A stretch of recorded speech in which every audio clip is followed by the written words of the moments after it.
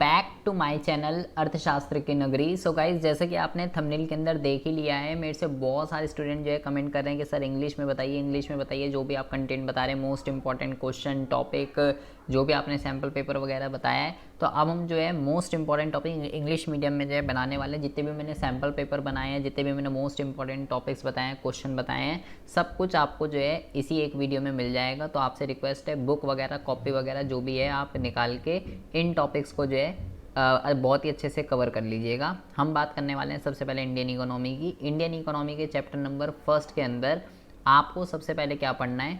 Indian economy के अंदर chapter number के अंदर सबसे पहले आपको पॉजिटिव और नेगेटिव इम्पैक्ट जो है आपको सबसे पहले पढ़ना है। ठीक है, ब्रिटिश रूल के पॉजिटिव एंड नेगेटिव इम्पैक्ट आपको सबसे पहले, ये आपको इस चैप्टर से ज़रूर पढ़ के जाना है। ठीक है जी। उसके बाद हम बात करते हैं टॉपिक नंबर 2 के रिगार्डिंग। टॉपिक नंबर 2 के अंदर आपको जो पढ़ना है 5 ईयर प्लान के अंदर, इसके अंदर आपको पढ़ना है लॉन्ग टर्म ऑब्जेक्ट जो है आपको ज़रूर पढ़ के जाने। कहाँ से? 5 year plan. Long term object आपको पढ़ने 5 ईयर प्लान के। ठीक है, इसके अंदर जो है 4 से 5 ऑब्जेक्ट हैं, जिसमें से गारंटीड है एक फिक्स एग्ज़ाम में आना ही आना है। ठीक है, ये बहुत ज़्यादा इंपॉर्टेंट है, इसको अच्छे से करके जाएंगे। ठीक है, 4 से 5 ऑब्जेक्ट हैं, जिसमें से आपको एक तो जो है ज़रूर आएगा। उसके बाद हम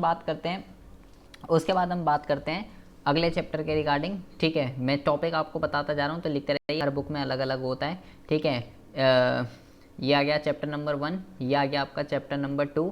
अब हम बात करते हैं चैप्टर नंबर 3 एग्रीकल्चर। आप में टॉपिक होगा, ठीक है, तो वो अपने अकॉर्डिंगली देख लीजिएगा एग्रीकल्चर सेक्टर पे आपको क्या पढ़ना है। एग्रीकल्चर सेक्टर के अंदर आपको सबसे पहले तो जो पढ़ना है एग्रीकल्चर सेक्टर के अंदर, सबसे पहले तो आपको यहाँ पे पढ़ना है टेक्निकल रिफॉर्म्स। ठीक है, आपको ये ध्यान रखना है, टेक्निकल रिफॉर्म्स को ही जो है ग्रीन रिवॉल्यूशन के नाम से भी जानते हैं। ठीक है, तो टेक्निकल और ग्रीन एक ही होती है। इसके अलावा आपको जो है जितने भी रिफॉर्म्स होते हैं, एक तो आप टेक्निकल पढ़ लीजिएगा। ठीक है, और एक आपको जो है लैंड रिफॉर्म के बारे में भी बहुत अच्छे से पढ़कर जाना है। टेक्निकल रिफॉर्म और लैंड रिफॉर्म, और आपको ध्यान रखना है लैंड रिफॉर्म को ही इंस्टीट्यूशनल भी कहते हैं। ठीक है, लैंड रिफॉर्म को ही इंस्टीट्यूशनल रिफॉर्म्स भी कहते हैं।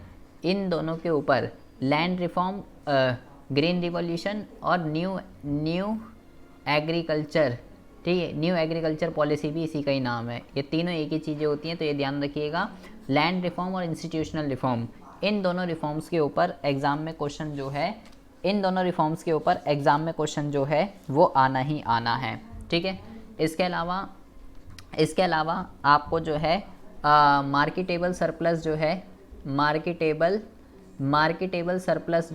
ये क्या होता है, ये बहुत अच्छे से आपको जो है पढ़ के जाना है। ठीक है, मार्केटेबल सरप्लस जो है ये 1 नंबर का बहुत ही ज़्यादा इंपॉर्टेंट क्वेश्चन है। ठीक है, इसके अलावा आपको जो है यहाँ पे एक बहुत ही इंपॉर्टेंट क्वेश्चन है एग्रीकल्चर सेक्टर के अंदर, ये आपका सब्सिडी।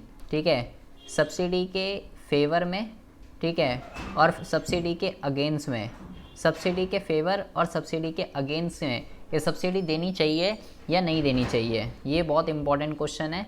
इसको जो है बहुत ही अच्छे से आप करके जाएंगे।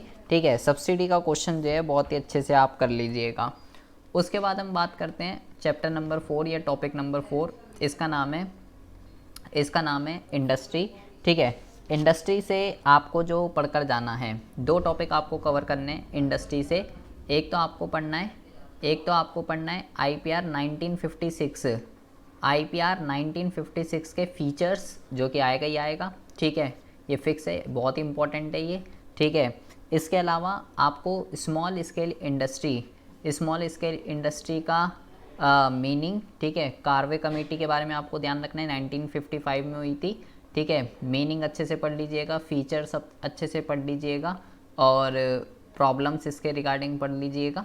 ठीक है, और कार्वे कमेटी के बारे में तो ध्यान रखना है, 1955 में कार्वे कमेटी इस्टेब्लिश हुई थी इसके लिए। ठीक है, ये ध्यान रखिएगा, ये आपको इंडस्ट्री वाले टॉपिक से आपको कवर करना है।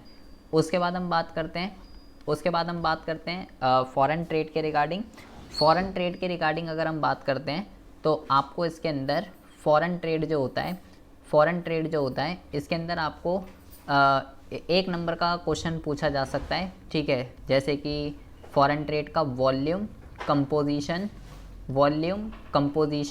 और डायरेक्शन, इसका मीनिंग पूछ सकता है भाई इसका क्या मीनिंग होता है।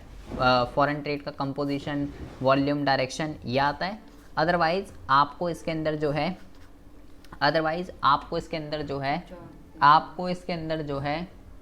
जो आपको पढ़ना है, एक इसके अंदर आपको पढ़ना है इनवर्ड लुकिंग ट्रेड स्ट्रैटेजी, इसके बारे में बहुत ही अच्छे से पढ़ लीजिएगा। गारंटीड है फिक्स, इसके ऊपर एग्ज़ाम में जो है क्वेश्चन आएगा ही आएगा, ठीक है जी। इसके अलावा आपको जो पढ़ना है यहाँ पे, इसके अलावा एक बहुत ही व्यू से भी डिफरेंस भी आ सकता है, कुछ भी आ सकता है। ये आपको पढ़ना है, ये क्या है, ये आपको पढ़ना है एक तो कोटा और परमिट के ऊपर क्वेश्चन आएगा ही आएगा। तो कोटा और परमिट जो है ये आप बहुत ही अच्छे से जो है पढ़ के जाएंगे। कोटा क्या होता है, परमिट क्या होता है, ठीक है। अच्छा जी, उसके बाद हम बात करते हैं अगले चैप्टर के रिगार्डिंग, चैप्टर नंबर 6 का नाम है एलपीजी। एक भी टॉपिक आपको जो है नहीं के जाना है, होल चैप्टर आपको जो है एलपीजी से पढ़ के जाना है, पूरा का पूरा चैप्टर, कुछ नहीं छोड़ना। Liberalisation, privatisation, globalisation, GST, demonetisation, devaluation, ठीक है, और एक डिसइन्वेस्टमेंट, इसके अलावा आउटसोर्सिंग, ये बहुत इंपॉर्टेंट टॉपिक्स हैं जो मैं आपको बता रहा हूँ, ठीक है। एक वर्ड आपको जो है घोल कर पी जाना है। डिसइन्वेस्टमेंट क्या होती है, आउटसोर्सिंग क्या होती है, ठीक है, एंड मिनी रतन, नवरत्न, ये सब एक कंपनियों के नाम बताइए। पूरा चैप्टर WTO, गैट, एक चीज़ आप इसमें पढ़ के जाएंगे, पूरा का पूरा चैप्टर। इसमें आप जो है कुछ भी नहीं छोड़कर जाएंगे। उसके बाद हम बात करते हैं चैप्टर नंबर 8 की। 7 जो है आपका पॉवर्टी, वो जो है आपका डिलीटेड ही है, ठीक है। चैप्टर नंबर 8 की हम बात करते हैं। चैप्टर नंबर 8 जो है ह्यूमन कैपिटल फॉर्मेशन। इसके अंदर आपको जो सबसे पहले पढ़ना है वो आपको पढ़ना है सोर्सेज ऑफ ह्यूमन कैपिटल, ठीक है। फिक्स क्वेश्चन है, फिक्स, एग्ज़ाम में आना ही आना है, ठीक है।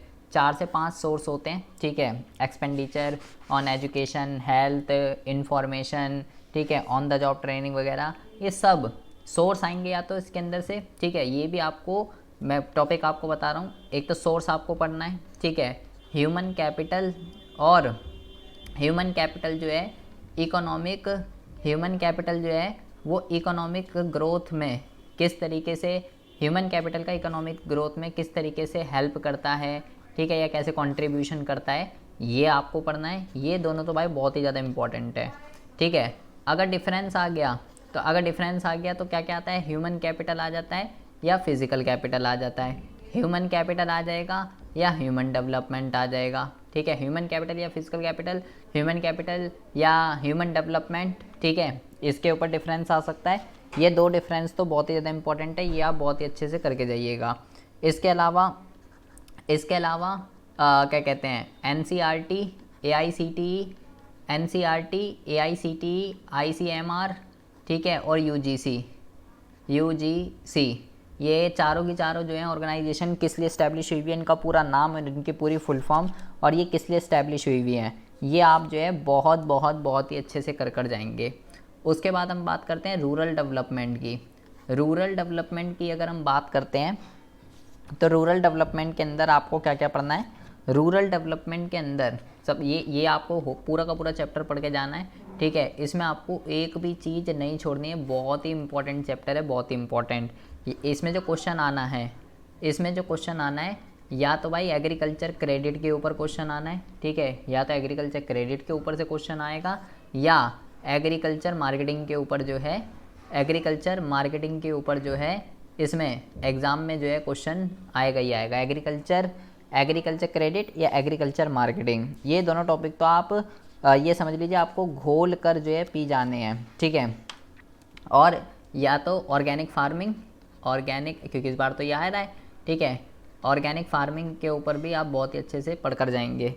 ऑर्गेनिक फार्मिंग इंपॉर्टेंट है इस बारी। ये 3 टॉपिक से ही क्वेश्चन आएगा, तो पूरा चैप्टर ये आपको पढ़ के जाना है। इसमें और भी छोटे छोटे टॉपिक्स हैं जो आपको बिल्कुल भी नहीं छोड़ने हैं। एक तो एलपीजी वाला चैप्टर, एक आपका रूरल डेवलपमेंट वाला चैप्टर, ठीक है, एग्रीकल्चर, रूरल डेवलपमेंट और ह्यूमन कैपिटल फॉर्मेशन। ये तीनों चैप्टर आप सबसे पहले पढ़ेंगे, क्योंकि ये बहुत ही ज़्यादा इंपॉर्टेंट है। इसमें आपको कुछ भी नहीं छोड़ना। बाकी के जो चैप्टर्स हैं वो आपके इतने स्कोरिंग नहीं है जितने स्कोरिंग ये हैं। ये आपका जो मैंने आपको बताया है, ये आपको मैंने बता दिया इंडियन इकोनॉमी का, ठीक है। अब हम ज़रा अगर उसकी बात करते हैं क्या कहते हैं मैक्रो की। मैक्रो के अंदर आपने पढ़ लिया है तो बहुत अच्छी बात है। अदरवाइज आपको क्या क्या पढ़ना है, सबसे पहला जो फिक्स क्वेश्चन है एग्ज़ाम में आएगा ही आएगा।